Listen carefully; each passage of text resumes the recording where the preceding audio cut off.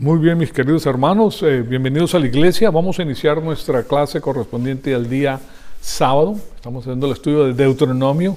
Estamos en el capítulo 15, versículos 1 al 6, es lo que vamos a ver el día de hoy. Pero antes de iniciar pues nuestro estudio bíblico, ustedes saben que es necesario estar en comunión con Dios para poder estar llenos del Espíritu Santo y para poder discernir, para poder almacenar, para poder concentrarnos en la palabra de Dios y su porción espiritual, que es la que nos ayuda a nosotros a entender las cosas espirituales que Dios ha preparado desde la eternidad pasada. Entonces, tomamos un minutito para hacer uso de Primera de Juan 1:9 y después iniciamos nuestra clase.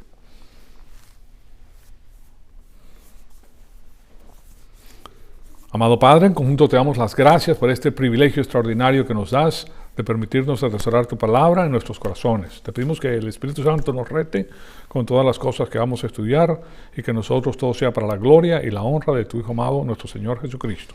En su nombre te lo pedimos. Amén. Bien, seguimos nuestro estudio bíblico del libro de Deuteronomio. Aquí ustedes pueden ver que es el incremento número 205 y estamos viendo el asunto de la economía divina. Y la semana pasada notamos que este asunto económico no está separado de la parte espiritual. Muy importante, muy interesante esta porción, pues. Entonces, como creyentes, nosotros podemos ver que toda la actividad que vemos alrededor de nosotros es económica. Todo lo que hacemos, para salir en el carro tienes que poner gasolina, tienes que, comprar el carro, pagar letras, etcétera. Todo esto es parte, pues, de nuestra vida normal. Lo mismo era en Israel. Toda la economía estaba vinculada por la parte espiritual y la Biblia nos enseña estos principios económicos para dejarnos saber lo que es el Evangelio. El Evangelio tiene que ver con un asunto económico en el cual Dios nos atribuye a nosotros la vida eterna y, claro está, nos cancela las deudas que teníamos con Él a través de nuestras transgresiones. Entonces, Dios adscribe o atribuye su rectitud a nuestra cuenta y nos valora a nosotros a tan alto nivel que básicamente se debe a que la rectitud de Cristo ha sido acreditada en nuestra cuenta, y Pablo recoge pues ese asunto del crédito otorgado por Dios a favor de nosotros, y él está hablando al pueblo judío, y el pueblo judío era un pueblo que comercia. Entonces ellos entendían el concepto de la atribución de la rectitud divina y el cancelar los pecados pues que tenía el pueblo en contra de Dios. Entonces, después vimos la palabra redimir, que fundamentalmente no es teológica. Esa palabra redención no es teológica, pero posteriormente llegó a serlo, porque estamos hablando de que nosotros hemos sido redimidos del sistema cósmico de Satanás. Nosotros no entendíamos este asunto anteriormente. Nosotros simplemente vivíamos en el mundo y no sabíamos que existía una diferencia porque no podíamos ver la porción espiritual. Simplemente esas corrientes de pensamiento nos llevaban de un lado para otro. Nosotros vemos la televisión y a veces nos decimos, bueno, caramba, tiene que existir algo aquí adicional cuando una persona no es creyente, porque se nota pues que siempre ponen lo bueno y lo malo en la televisión o ese tipo de cosas. Pues ahora vemos mucha maldad también en la televisión, etcétera. O sea que hay una corriente que la mayor parte de las personas que no conocen a Dios no pueden entender porque no pueden discernir la porción espiritual. Pero una vez que la persona llega a ser cristiano, puede ver el ámbito espiritual, porque Dios se lo presenta de una forma sucinta para que él pueda entender de qué se trata todo ese movimiento que está atrás de lo que se ve. Sino estamos hablando de lo que no se puede ver. Entonces nosotros podemos ver esos pensamientos que respaldan todo el movimiento que existe hoy en la faz de la tierra, y nos damos cuenta nosotros ya que esto está siendo proyectado pues, y orquestado por Satanás, porque él quiere llegar a cierto punto en la historia donde él puede tener el milenio. Él quiere presentar el milenio porque él quiere ser como Dios Altísimo, pero cosa que no va a lograr. Él quiere la paz mundial, no la va a lograr. Solamente en Cristo se encuentra la paz mundial. Entonces, vemos que redimir es una función económica que procura un objeto deseado. Tú redimes algo para adquirir algo deseado, ¿verdad? Y esta palabra entró históricamente en la teología para referirse a la obra de salvación, al procurar nuestra salvación. Somos redimidos, Él redime nuestra salvación del mercado de esclavo de pecados. Y esto es análogo a alguien que viene y compra entonces la libertad de un esclavo. Y de eso hablaba el apóstol Pablo, porque él tenía, en las épocas del Imperio Romano, las personas compraban esclavos en el mercado de los esclavos. Y los esclavos eran de todos los colores, todos los sabores, de todos los idiomas, de todos los países que ellos conquistaban. Ellos salían, conquistaban, mataban a las personas que estaban en el ejército. La mayor cantidad de personas las mataban, pero las personas que podían ser utilizadas para incrementar el valor de Roma eran traídas a Roma para que producieran. Y claro está, estas personas eran compradas como objetos en Roma para el beneficio de aquellas personas que tenían el dinero para hacerlo. Y yo les comenté la semana pasada que este asunto tenía que ver no solamente con las personas, con los obreros, la mano de obra que ellos necesitaban, porque era una sociedad agricultural que requería la mano de obra pues para producir todo las legumbres, los vegetales, el trigo, todo lo que ellos producían pues para el ganado que ellos tenían, para todas las cosas que ellos tenían. Pero, como nos damos cuenta, también venían personas que tenían ciertos oficios importantes, como personas que labraban, personas que hacían artefactos de oro, personas que estaban en la medicina, personas que estaban en la ciencia, personas que estaban en diferentes... En esa época habían personas que se dedicaban a la dentistería. Entonces esas personas también se las traían y esas personas también eran compradas por las personas que tenían dinero. O sea que habían personas con mucho dinero que tenían a su lado personas que básicamente eran abogados. Si eres abogado en un país, también puedes entender las leyes, eres una persona más o menos intelectual, te gusta estudiar y ellas fácilmente pueden entrar y conocer el otro idioma y también puedes utilizar sus servicios como abogados para la familia que los compró. Pero era pertenencia de esa familia, él no tenía libertad de defender a ninguna otra persona o llevar a cabo alguna función a favor de otra persona, a menos de que se lo indicara la familia. O también tenían médicos personales, esa persona era un médico, puede ser un médico de renombre, que claro está en el mercado de esclavos de Roma, pues era muy costoso, pero había personas que tenían suficiente capital para comprarlos. Entonces toda la mano de obra era ejecutada por las personas que habían sido compradas en el mercado de esclavos de pecado, en el mercado de esclavos de Roma, personas que habían sido pues traídas de estas guerras que eran tremendas. Los romanos salían y conquistaban a todas las personas que se les paraban enfrente, pues. O sea que era muy poderoso el ejército y ellos se valían de eso para incrementar el valor de su imperio. Entonces, el apóstol Pablo utiliza esa analogía para dejarnos saber que nosotros éramos esclavos del mercado de esclavos, ¿okay? Y que nosotros fuimos comprados por la sangre de Cristo para ser llevados a ver la luz de Dios. Entonces, él utiliza la palabra redimir para dejarnos saber qué fue lo que sucedió. Entonces son términos utilizados para que nosotros entendamos cómo es que ocurren estas cosas, o las transacciones divinas. Entonces comencemos con los primeros 6 versículos para que vean las implicaciones económicas que esto contiene. Y aquí se los pongo en la pantalla para que ustedes comiencen a ver este asunto. Y al cabo de cada 7 años, dice, harás remisión, ¿verdad?, de deudas. Está la remisión de deudas. Y así hará la remisión. Todo acreedor hará remisión de lo que haya prestado a su prójimo. No lo exigirá de su prójimo ni de su hermano, porque se ha proclamado la remisión del Señor. Entonces, cada 7 años se perdonaban todas las deudas para enseñarle al pueblo de Dios. Si tú tenías una deuda con tu hermano, era cancelada esa deuda. Y claro está, pero esto no era aplicado por el gobierno, era individual, porque Dios le pide al pueblo de Dios que tuviera con él, con su corazón, que le hiciera caso a las cosas que él estaba diciendo. ¿Se dan cuenta? O sea que era voluntario el asunto de redimir ese tiempo para el Señor y cancelar las deudas. Entonces, si eras creyente, lo hacías, y si no, pues no lo hacías, pero no había una institución gubernamental que te lo obligara a hacer. Ahora, claro está, la presión de tus hermanos era fuerte, porque recuérdense que en esos pueblos, en esas ciudades, todo el mundo se conocía.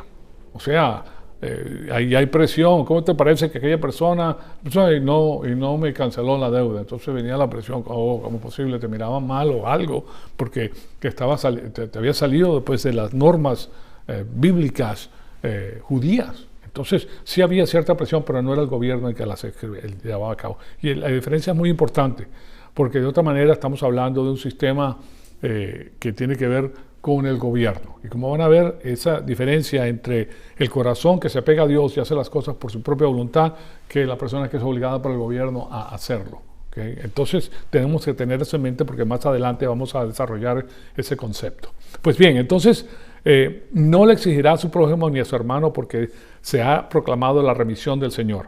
De un extranjero lo puedes exigir, mas tu mano perdonará cualquier cosa tuya que tu hermano tenga. O no habrá menesteroso y no habrá menesteroso entre ustedes. Fíjense lo que ocurre con esto, que al redimir eso no hay menesterosos. Recuérdense que el pueblo comienza con terrenos, porque Dios le da terrenos a todas las diferentes tribus, con la excepción de los levitas. Entonces ellos tenían terreno, pero ellos tenían que labrar, ellos tenían que trabajarlo, ellos tenían que hacer, Dios les había dado para que ellos trabajaran.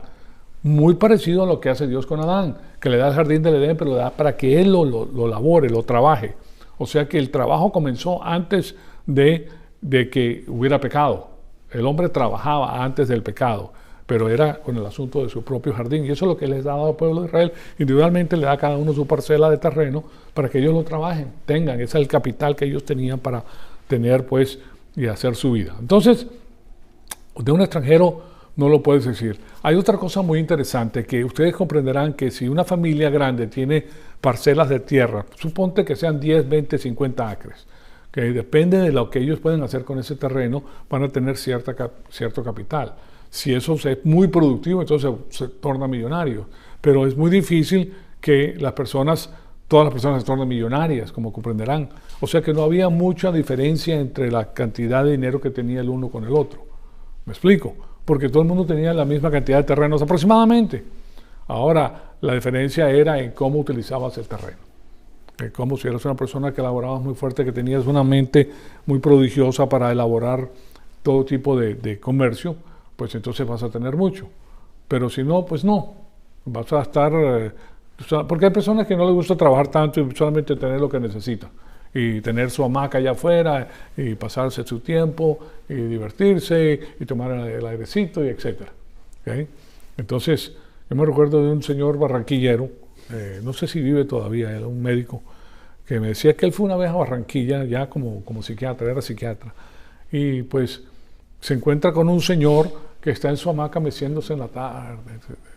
Le dice, ven acá, chico, ¿y tú por qué no trabajas? Dice, ¿para qué? Bueno, si tú trabajas puedes ahorrar dinero, y después que ahorras dinero tú puedes tener tu propio ranchito, tu propia casita, después puedes hacer tu vida más placentera. Dice, ¿para qué? Bueno, de esa manera tú puedes, cuando llegas a retirarte, entonces ya tienes todo lo que necesitas y te puedes disfrutar, pues, de las cosas de la vida. Y le dice, bueno, y eso no es lo que estoy haciendo en este momento. O sea, que aquí tiene su manera de pensar, no quiere trabajar, entonces eso es lo que tiene, está disfrutando del aire, su cosa, tranquilo, pero claro está que más adelante claro está que en nuestros países hay una gran cantidad tan enorme de cosas, pues imagínate, al lado del mar pescando, tiene los pescados que necesita, tiene lo que necesita, arregla lo que tiene y pues no necesita mucho, pero a la larga cuando se va la fuerza humana, entonces sí vas a necesitar del capital. Porque si no tienes la máquina funcionando, entonces tienes que tener el capital funcionando por la máquina. Entonces, y de eso se trata.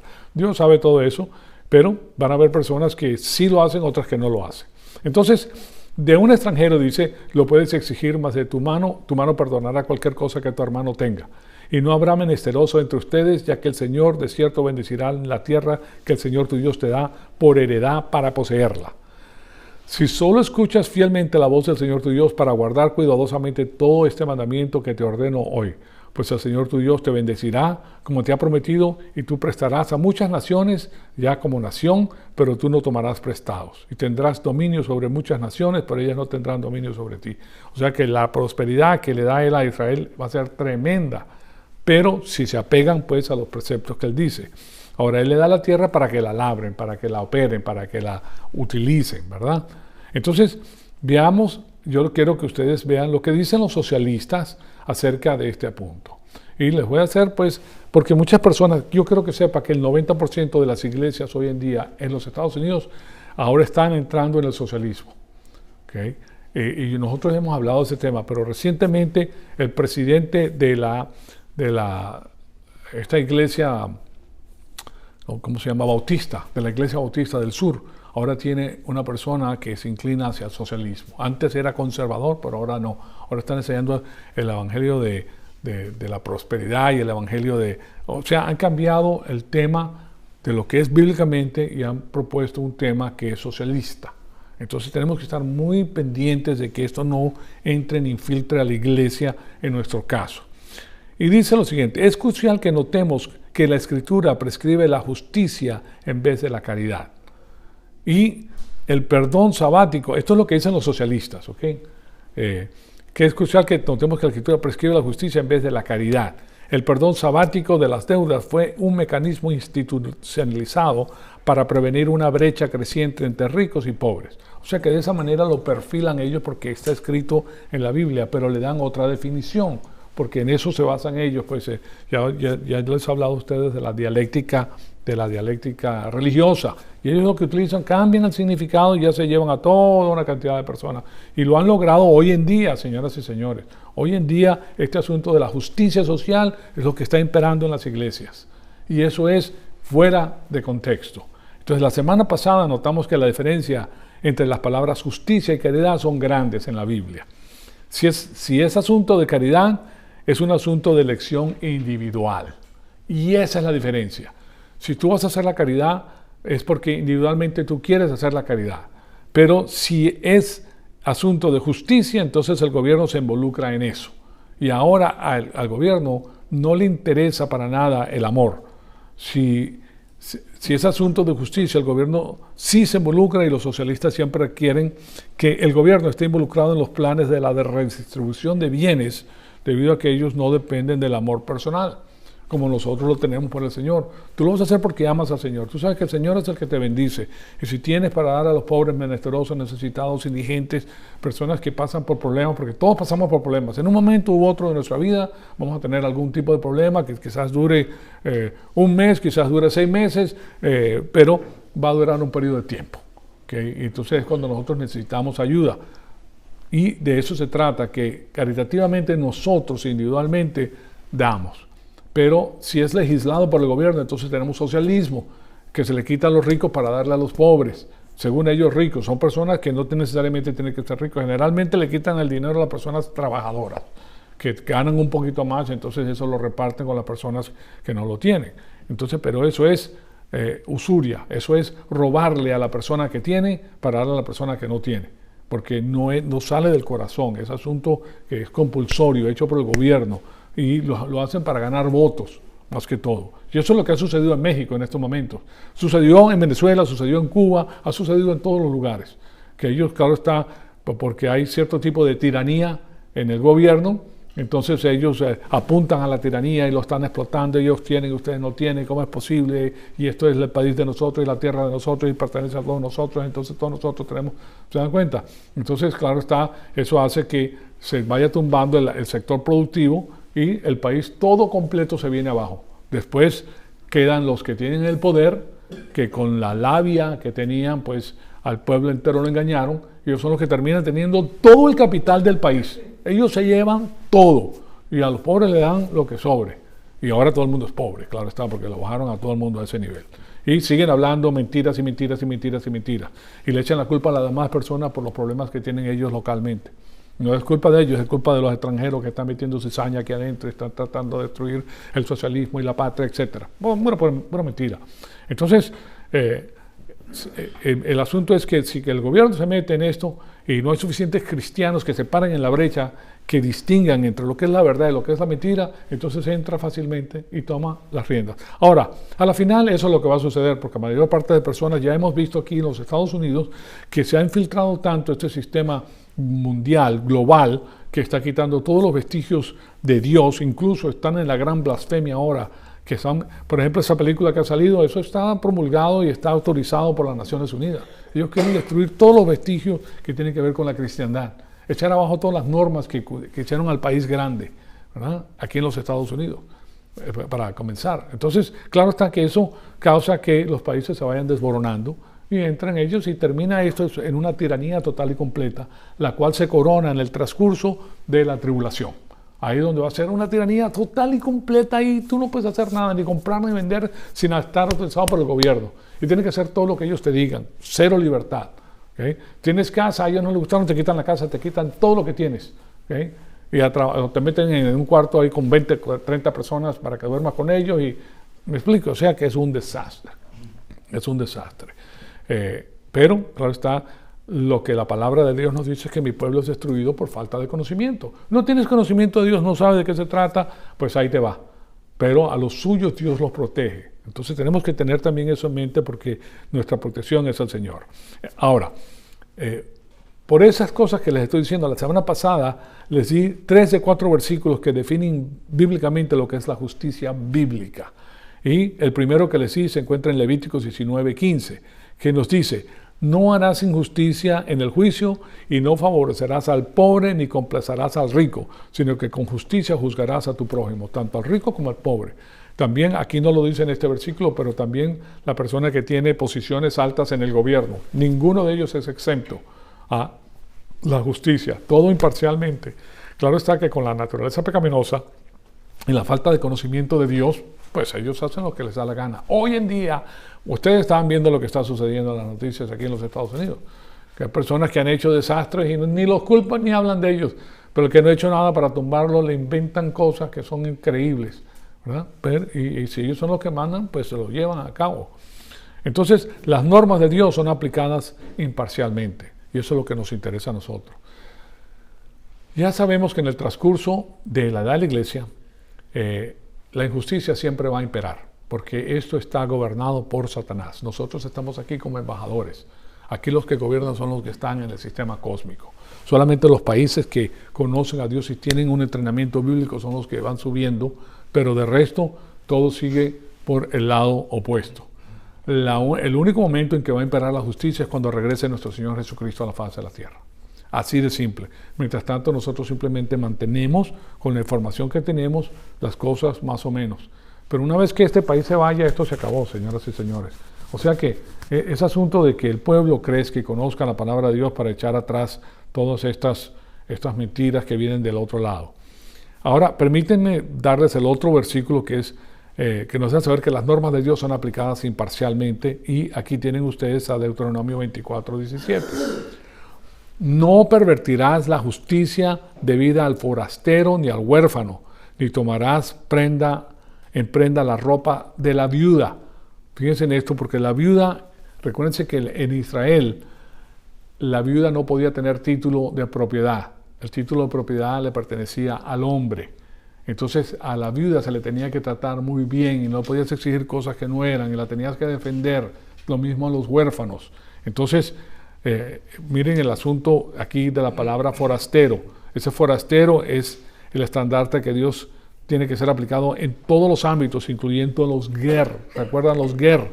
Estas personas son los residentes legales en el país, que no son judíos sino gentil, pero es un ciudadano naturalizado, uno que ha comprometido en seguirse las leyes de Jehová y tiene que recibir pues la justicia imparcial. Y cuando hablamos de la justicia, pues nos permite ver por qué nosotros no aprobamos el socialismo. ¿Okay? Entonces, en Levítico 19:35 al 36 nos dice lo siguiente: no harás injusticia en los juicios, ni en las medidas de pesos ni de capacidad. Tendrán balanzas justas y pesos justas, un efe justo y un injusto. Uno habla de medidas secas y otro habla de medidas de líquidos. Yo soy el Señor tu Dios que lo saqué de la tierra de Egipto. Fíjense que los términos que él utiliza son términos agriculturales.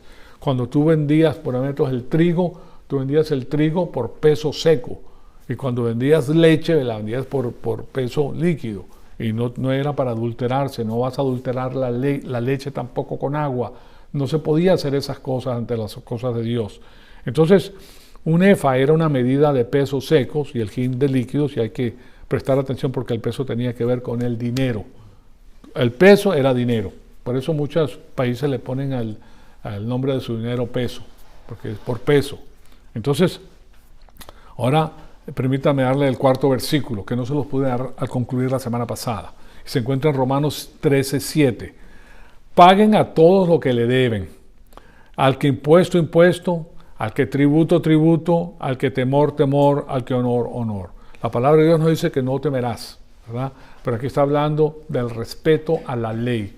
Si la ley está escrita, la ley hay que respetarla. Y si no la respetas, pues vas a pagar las consecuencias. Si la ley dice 35 millas por hora y tú te pasas a 50 millas por hora y te agarran, vas a pagar. No quisiste hacer caso de la ley. ¿Okay? A todos nosotros nos ha pasado. Yo a veces yo ando muy rápido y a veces se me va la onda y ¡pam! Me paso y ya me han dado tickets por hacer eso. Pero, o sea que nosotros tenemos que seguir las leyes, pero nadie es perfecto, pero las seguimos a lo más próximo que podamos. Y al que honor, honor. Cuando habla de honor, por ejemplo, el pasado presidente de la República, yo con ese hombre no quería nada que ver con ese hombre, pero respeto es respeto, era el presidente, no lo vas a tratar poco más o menos ni lo vas a insultar, no, es el señor presidente, gústete o no te guste, señor presidente, ¿ok? ¿Sí me explico? Y en la corte, el señor juez, y al policía, señor policía, él es la autoridad, no te vas a poner a que te vi anoche bailando la quebradita ni eso, porque eso no es tu problema, él está ahí como el policía del momento, ¿ok? Y eso es algo muy importante. Entonces, todo esto tiene que ver con los principios económicos, como pueden ver, y legales, y eso tiene implicaciones económicas en un momento, pero el asunto es que son asuntos legales, principios legales lo que estamos viendo. Y la Biblia está enmarcada con los principios legales. Toda la Biblia, desde el comienzo hasta el fin, está enmarcada en principios legales. Porque recuérdense que atrás de todo esto hay un juicio de apelación. Satanás está apelando su caso ante la Corte Suprema del Cielo. Entonces, todos los términos que se utilizan en términos legales. ¿Okay? Y si lo entendemos, entonces sabemos lo que es la justicia bíblica. Y eso es lo que nos interesa a nosotros. Y de ese modo clarificamos lo que es el pecado. Entonces, no importa si somos ricos o pobres, educados o sin educación formal, las normas de la santa rectitud de Dios es la misma en todos los ámbitos. Dios ama a todas las personas por igual, y tiene plan para todos sus hijos, ¿okay? Para todos, sin excepción, señoras y señores. Entonces, yo les he comentado que no hay uno más grande que el otro ante los ojos de Dios. Lo que sí hay es su relación. Hay unos hijos que tienen una relación más cercana que otros. Y esos niños, esos hijos que hacen caso a su padre, van a recibir recompensas. Porque están haciéndole caso a su padre. Los otros no las reciben, las pierden. Dios quiere que las tengan, pero ellos no quieren hacer la voluntad del Señor y por eso las pierden. Entonces eso es lo que tenemos. Una vez que entendamos eso, entonces, y entendemos lo que es la justicia en lo que concierne a la salvación, todos estamos en el mismo plano porque tenemos que llenar la medida de Dios. Él tiene normas. Las normas de Dios son altas, señoras y señores. Claro está que no podemos llegar todos a sus normas perfectas, pero mientras más alto esté la barra, más te apegas a ella. ¿Me explico? Por eso, por ejemplo, en los diferentes negocios, las normas de los negocios son altas. Ellos saben que los empleados no todos van a llegar a esas normas, pero se va a llegar más alto, va a haber más excelencia en el trato al consumidor, a el cliente, que es el que trae el dinero. Lo más importante en un negocio es el cliente. ¿Okay? Al cliente no lo vas a hacer esperar. A mí, por ejemplo, personalmente me revienta cuando aquí las personas de mi restaurante no atienden al cliente inmediatamente, que tengan que esperar el cliente por ellos. Eso a mí no, yo nunca puedo ver eso bien. ¿Okay? No estamos en el post office aquí, que tienes que esperar hasta que salgan. O están hablando con el uno con el otro y hasta que termine la conversación no te atienden. Eso a mí, eso no. Eso es mediocre, eso es un servicio mediocre. Y eso pues no es excelente, claro está. Entonces, todo esto hay que tenerlo en cuenta porque es muy interesante. Solamente hay una persona, entonces, que pudo llenar la justicia y la norma de Dios perfecta, y claro está, de este lado de la caída me refiero al Mesías, que es el Señor Jesucristo. Y esa es la rectitud que Él ha creado. Entonces, y de esa manera Él llena esa norma, la norma divina. Solamente Jesucristo pudo llegar a la norma divina, que era altísima. Ningún ser humano pudo. La ley mosaica es tan alta que ningún ser humano pudo llegar a ella. Solamente el Señor Jesucristo, que es el Hijo de Dios, pudo hacerla. Entonces, esa es la rectitud que Él nos ha dado a nosotros. No en virtud de lo que nosotros hacemos, sino en la virtud de lo que Él hizo. Entonces, tú crees en lo que Él hizo, tú tienes la rectitud de Él. Porque ya no depende de tu propia rectitud, que es variable, cambiable, temporal, terrenal, finita y defectuosa de fábrica. No puedes, con ella no puedes, pero con la de Él sí. con el Adel alcanzas todo. Entonces ahí vemos que es por medio de la fe y no por medio de las obras, porque solamente la obra que cuenta es la obra del Señor, que fue la obra perfecta. Entonces esa es la rectitud que Él ha creado y de esa manera Él llena la norma divina, y ese es el motivo por el cual cuando nosotros miramos a los procedimientos legales, bíblicamente estos nos ofrecen la revelación del trasfondo para el Evangelio, señoras y señores. Entonces Dios quiere que todo el mundo aprenda el Evangelio y entienda el Evangelio, porque diariamente nosotros estamos hablando de términos económicos y haciendo cambios económicos. No hay un día que o no compremos o no vendamos. Algo tenemos que hacer, pues, aunque no lo hagamos pagando diariamente, pero si tú tienes electricidad, por ejemplo, en tu casa, diariamente tú estás haciendo un canjeo económico de la electricidad que estás recibiendo por el dinero que vas a pagar. Diariamente, si alquilas, todos los días estás haciendo un canjeo económico. ¿Okay? Solamente que se está acumulando, pero lo estás haciendo. Estás incurriendo en una deuda económica a medida que tú estás rentando. ¿Okay? Si tienes casa propia, entre comillas, tú estás incurriendo una deuda diaria, aunque la casa esté pagada, con el gobierno, porque tienes que pagar impuestos.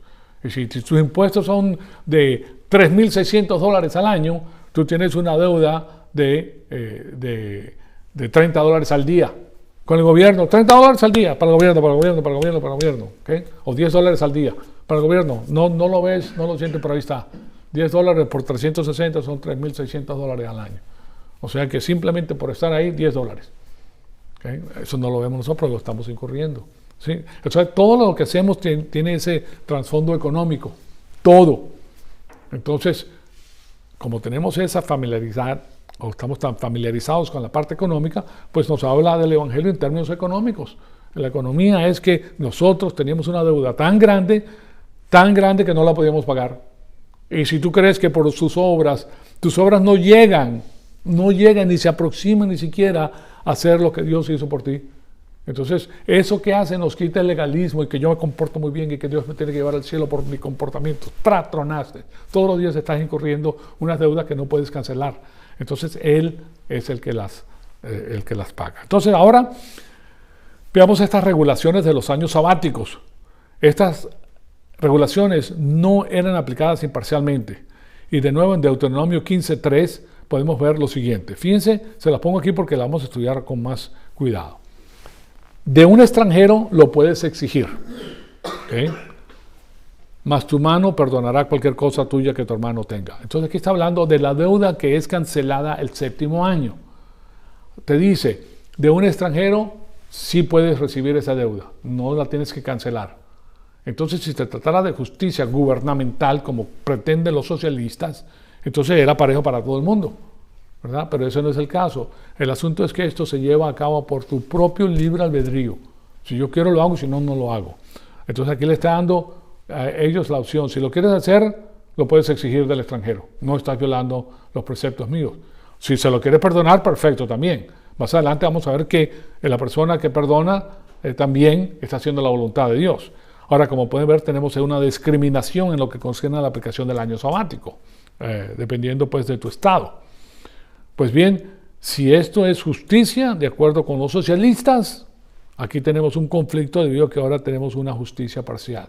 Y les digo esto porque ellos dicen, como les leí, que estaba establecido en el Antiguo Testamento un instrumento para que en el año sabático no hubieran ricos ni pobres, ¿okay? Institucionalizado por el gobierno. Y no es así porque aquí tienes una excepción. Y Dios sabía ya eso y por eso pone la excepción. ¿Sí se dan cuenta? O sea que para que ellos no puedan decir que no es así, no es así. Entonces, no es justicia social lo que tenemos aquí.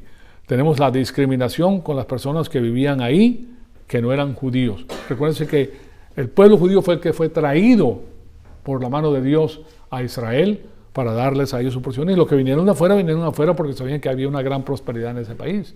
Pero ellos no podían tener propiedad raíz a menos de que se casaran. Ahora, si se casa con un judío o con una judía, la judía no podía tener el terreno, pero el judío sí. Entonces, si una mujer se casaba con un judío, entonces sí podía tener esa posesión y sí entraba bajo el rigor de la ley, que ellos eran amparados por esto. Entonces, ¿cómo es que podemos arguir que el año sabático es un asunto judicial, viendo esto, y no y no otra cosa, y no personal, por tu propio libre albedrío. Entonces, estos eran parte pues del testimonio exclusivo a Jehová. Ahora, finalmente, el tercer punto que les quiero dar es ver que las regulaciones del año sabático no parecen ser puestas en vigor por un gobierno central. Esa es la parte interesante. Estos deletreaban el cuarto mandamiento para que el tema con cada israelí fuera si iban o no iban a obedecer al Señor. ¿Okay? O sea que el cuarto mandamiento, ya ustedes saben cuáles son los mandamientos. ¿Quién sabe cuál es el cuarto mandamiento? Es interesante que se lo aprendan. ¿Okay? El primer mandamiento es: no tendrás otros dioses delante de mí. El segundo mandamiento: no tendrás imagen ni semejanza de lo que está arriba en el cielo, abajo en la tierra, de ninguna o debajo. O sea, no puedes hacerte ningún tipo de imagen, ya sea de varón o de hembra. 0. Tercero: no utilizarás el nombre de Dios en vano. Cuarto: guardarás el día sábado. ¿Okay? Ese es el cuarto, el sábado. Entonces él está hablando del descanso, el descanso sabático de cada 7 años se está hablando. Entonces, en Deuteronomio 5.1 dice: a cabo de cada 7 años harás remisión de deudas. Esto se compaginaba con el descanso sabático. Él decía al pueblo de Israel que tenía que descansar el 7º año, y era una sociedad agricultural. No podían hacer trabajo el 7º año, básicamente. ¿Okay? ¿Qué pasa si tú no trabajas por un año? ¿Van a haber entradas de dinero? No. ¿Okay? Ahí tienes lo que tuviste y ya está. Pero ¿cómo iban a hacer? Porque ellos se preguntaban así mismo: bueno, entonces ¿qué hacemos? ¿Y cómo vamos a comer? Y ya van a ver la provisión divina. Y esto es exclusivo para el pueblo de Israel. Solamente Dios puede hacer lo que van a ver ahorita. Es un asunto muy serio entonces para Dios. No solo había la remisión, sino que en el 7º año, en otro lugar de la Biblia y en el trasfondo de esta sección, en los versículos 1-6, ¿qué era lo que estaba sucediendo además de la remisión de las deudas en el 7º año? ¿Qué sucedía económicamente? Que toda la producción agrícola cerraba y la tierra quedaba en barbecho, o sea, sin arar, sin explotar por todo el 7º año. Y ahora, si ese era el caso, ¿qué es lo que sucede con el producto económico en el 7º año? Desciende, no hay producto. Por eso, si debías dinero, si eras una persona pobre y debías dinero, dependías de tu salario, quizás trabajando en el campo, ¿qué ibas a utilizar para pagar la deuda del 7º año? No podías, no tenías con qué hacerlo, ¿verdad? Pues si no tienes dinero vas a asumir más deudas. Si tienes que pagarlas y no tienes dinero porque no puedes trabajar, entonces vas a asumir más deudas. Y por eso es lo que hace Dios, pues, era que no solamente dejaba que la tierra descansara por un año, sino que también cancelaba la deuda en el 7º año. El 7º año no había, descansaba todo el mundo, descansaba la tierra, descansaban tus esclavos, descansaban tus hijos, descansaba tu ganado, descansaba todo el mundo para ese año. Y las deudas se perdonaban, se acabaron las deudas.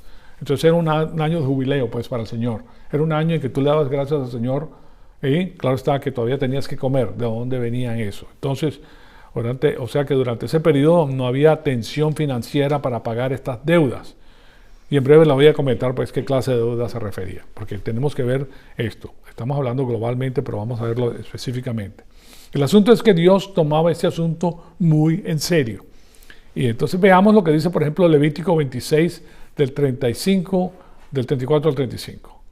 Aquí dice: a ustedes, sin embargo, los esparciré entre las naciones y desenvainaré la espada en pos de ustedes, y su tierra será asolada y sus ciudades quedarán en ruinas. Entonces la tierra gozará de sus días de reposo durante todos los días de su desolación, mientras que habiten en la tierra de sus enemigos. Entonces descansará la tierra y gozará de sus días de reposo. Durante todos los días de su desolación, la tierra guardará el descanso que no guardó en los días de reposo de ustedes mientras habitaban en ella. Dios era completamente, te decía, eso es lo que hay que hacer, y si no, pues aquí les va a caer el trancazo. Y así de serio era Dios, lo consideraba estos días de reposo con el pueblo de Israel, porque le estaba enseñando que la gracia de Dios era suficiente para ellos.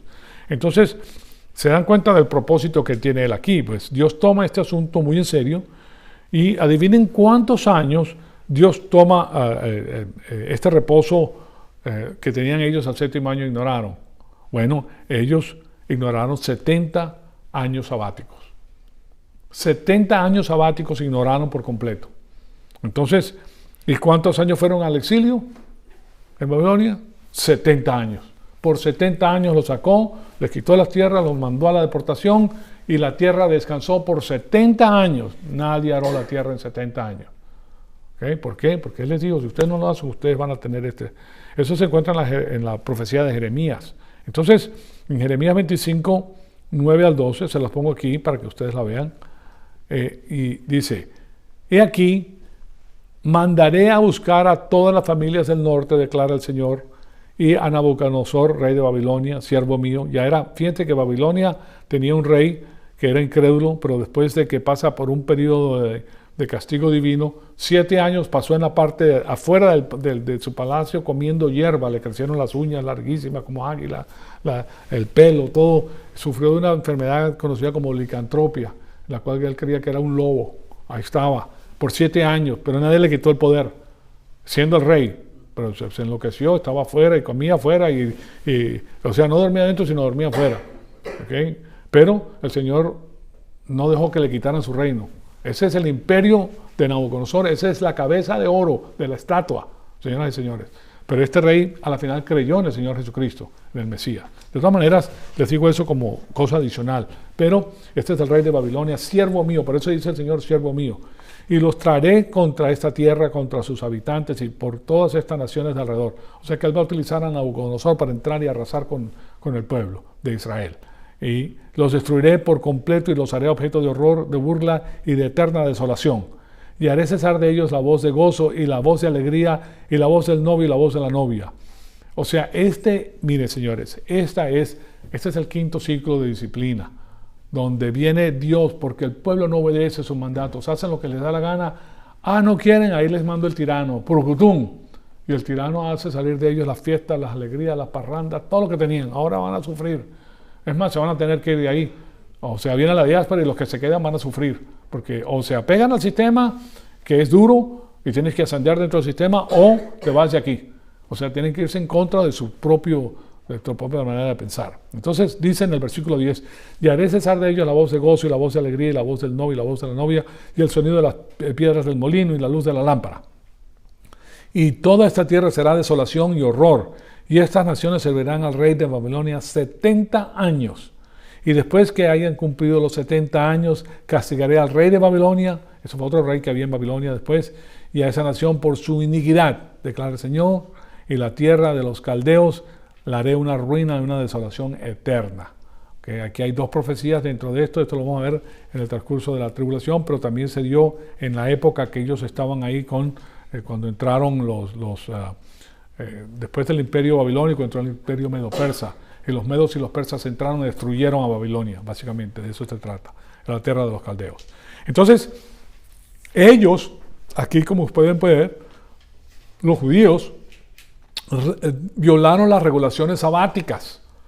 Si ustedes ven el número de años que ellos tuvieron, cerca de 200 años sabáticos, 200 años sabáticos, señoras y señores. Pero aquí el asunto es que 70 de esos 200 años sabáticos fueron ignorados.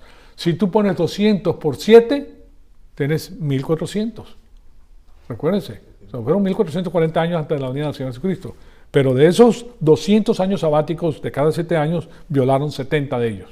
Entonces ellos tuvieron que pagar ahora por esos 70 años. O sea que 1/3 del tiempo de este pueblo no siguió el año sabático, el descanso del Señor. Y después, claro está, fue Jeremías 25, del 9 al 12, que Daniel leyó, y es así como Daniel supo que tenían que orar para confesarse ese pecado, y eso fue lo que comenzó el capítulo 9, donde se encuentra la profecía que él hizo. O sea que aquí está el año sabático, y se dan cuenta que no es algo frívolo, pues que Dios les exigía a ellos, se les interesaba mucho que ellos entendieran que la gracia de Dios era suficiente para ellos, y que si hacían caso de ellos, Él lo iba a bendecir.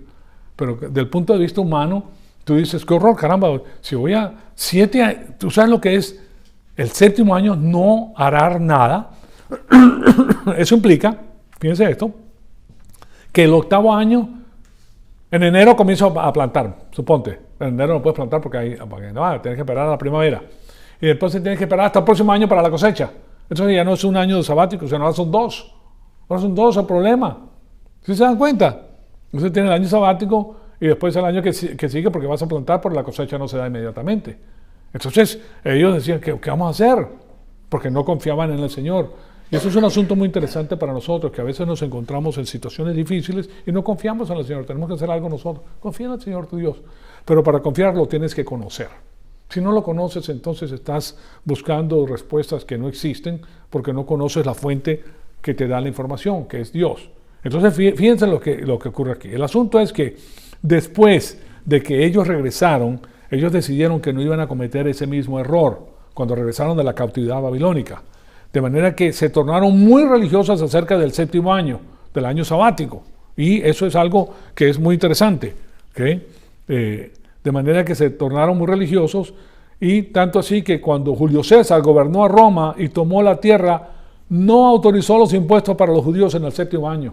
Pues sabían que ellos dejaban la tierra desolada por ese año. Entonces, vamos a continuar aquí. Vean que es muy interesante eso, porque le voy a dar algo muy interesante en la próxima clase, comenzando la próxima clase, que no voy a ver que ellos están obedeciendo pues el año sabático, pero vamos a ver qué ocurre y qué fue lo que Dios le prometió a ellos. Porque Dios les hace una promesa a ellos, ¿okay? Que ellos debían de seguir, pero no lo hicieron. Y por eso, pues, ese problema que tuvieron ellos. Al cuenta el pueblo de Israel, como toda una generación tras generación, a alguna generación le cae lo que hicieron las otras generaciones por falta de obediencia, porque la generación pasada pues no transmite la información. Si ellos están fallos en un lugar, en un área, y no quieren hacer eso, la información esa no se la transmiten a los siguientes y dejan el mismo hueco para la próxima generación. Entonces la cosa se va empeorando generación tras generación.